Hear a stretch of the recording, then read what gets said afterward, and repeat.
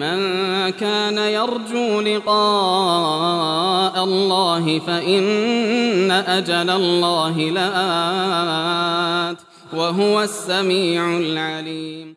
Maka itulah kehidupan yang seimbang sebenarnya. Kita itu harus pandai untuk melihat hak-hak yang ada di pundak kita.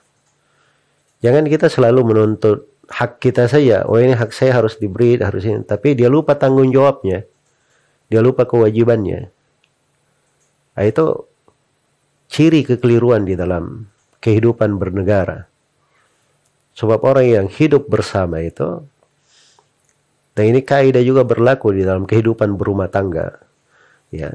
Jadi kalau kita lihat skala kecil ya, kebanyakan hal yang menyebabkan banyak keributan di rumah tangga itu karena setiap dari keduanya selalu menuntut haknya masing-masing saja, lupa kewajibannya. Si istri selalu bilang, mana hak saya begini, mana begini, mana begini. Suami saya, kenapa kamu enggak? Suaminya berkata, kenapa kamu enggak beri saya hak begini? Kenapa kamu enggak berbuat begini? Kenapa kamu begini? Sibuk memikirkan haknya, tapi kewajibannya dia lupakan. Padahal seorang itu harusnya dia asalnya berpikir kewajibannya. Sebab itu yang akan dia pertanggungjawabkan di depan Allah. Adapun hak dia terhadap manusia, kalau tidak diberi di dunia, dia bisa ambil di akhirat. Allah tidak akan luputkan sesuatu yang merupakan hak dia. Dicatat kebaikan untuknya di akhirat.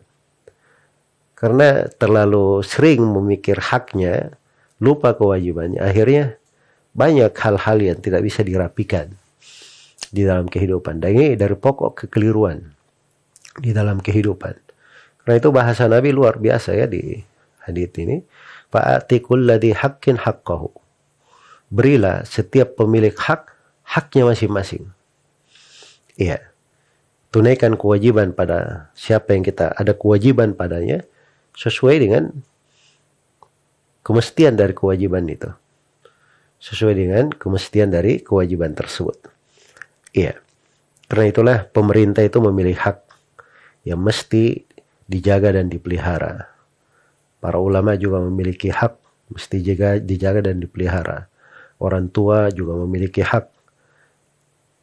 Anak-anak memiliki hak. Tetangga memiliki hak. Sesama warga negara memiliki hak. Negeri kita juga memiliki hak. Itu semuanya ada tanggung jawabannya. Sampai bumi yang kita pijak ini, itu akan bersaksi di depan Allah Subhanahu wa taala pada hari kiamat. Iya. Kita semua hafal ayatnya ya, yauma idzin tuhadditsu akhbaraha. Tentang bumi pada hari kiamat itu, bumi akan cerita tentang berita-beritanya. Apa yang terjadi di atasnya, apa yang diperbuat di atasnya. Jadi semua yang ada di atas bumi, yang melangkah, yang berjalan dengan segala aktivitasnya, yang berbuat baik maupun yang buat buruk, itu semuanya akan diceritakan. Iya. Semuanya akan diceritakan. Karena itu di akhir dari surah Az-Zalzalah itu diberi kaidah universal. Kaidah universal. Faman ya'mal mithqala darratin khairan yara. Siapa yang beramal satu darrah, satu biji kecil dari kebaikan, dia akan lihat kebaikan itu. Wa may ya'mal mithqala dzarratin syarran yara. Sebagaimana siapa yang beramal satu biji kecil dari kejelekan, dia akan melihat kejelekan itu. Bumi akan bercerita. Ini si fulan pada hari ini di atas muka bumi dalam keadaan dia berbuat baik, dia menolong orang. Iya. Atau ini si fulan pada tanggal ini, pada detik ini, pada jam ini, dia berbuat begini di atas muka bumi, mengganggu orang berjalan, ya, membuat orang kesulitan, ya, kemudian ribut-ribut terhadap manusia. Nah, itu akan ada semua di catatan kita. Ya, semuanya ada di catatan kita, akan diberitakan. Jadi kalau kita tidak pandai di dalam mengatur diri kita di dalam hal tersebut, ya, apa yang akan kita pertanggungjawabkan di depan Allah Subhanahu wa taala. Amalan-amalan itu amalan-amalan kita sendiri. Allah berfirman dalam hadits ilahi, ya ibadi innama hiya a'malukum uhsiha lakum thumma uwaffikum iyaha. Wahai hamba-hambaku, itu amalan-amalan kalian sendiri. Aku catat dengan sangat detailnya, kemudian aku sempurnakan pembalasannya atas kalian. Faman wajada khairan falyahmadillah. Siapa yang mendapatkan kebaikan, hendaknya dia puji Allah. Waman wajada ghaira dalika fala yulumanna illa nafsa.